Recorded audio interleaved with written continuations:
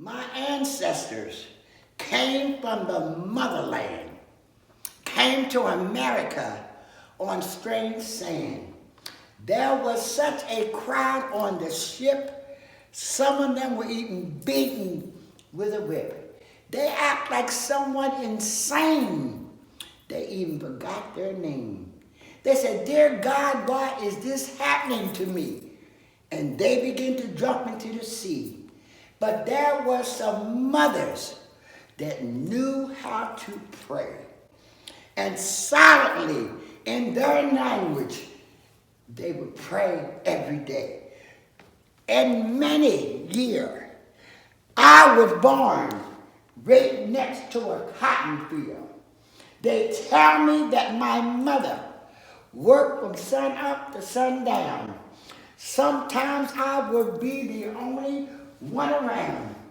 It would be so dark, she could not even see. She said, "Dear God, why is this happening to me?" Then she would leave and go on her way and give the master a report of what happened that day.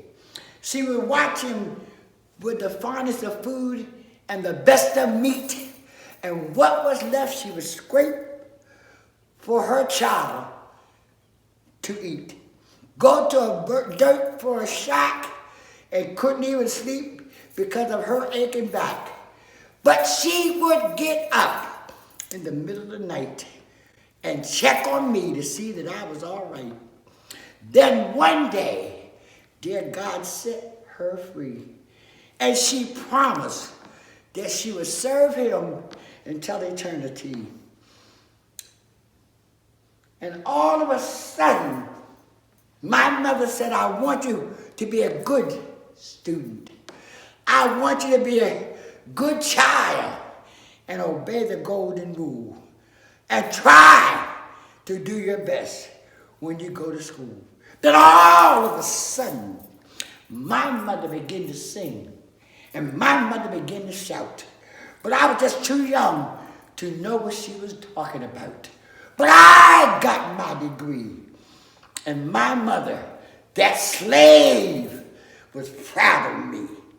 And today, I stand as a strong black woman, just as proud as I can be, because we have the most beautiful race you ever want to see. See, some will go to the beach and lay in the sand and try to look fine like me with a suntan. Even imitate the things I wear, including dreadlock and cornrows in their hair. They even have the audacity to play my favorite song, sang by someone else on their radio all day long. Then they talk about the black man being the last hired and the first one fired. Do they realize with his hand he built this great land? Then they said, "What are you complaining? We gave you the Emancipation Proclamation, but we want fair housing, equal rights, and a good education." Do you realize that when you go to the hospital and blood plasma is due, it was invented by a black man, Dr. Charles Drew. Ladies, we always like to look our best. So we pull out the iron invented by a black man, so our dress we may press. Do you realize that we are somebody and we are great? We had our first black mayor in North Delaware, George H. Smith, whom we do appreciate. So we are wanting everything that you have, which is only right. Because we, even as Tuskegee Airmen and Buffalo soldiers, went to fight.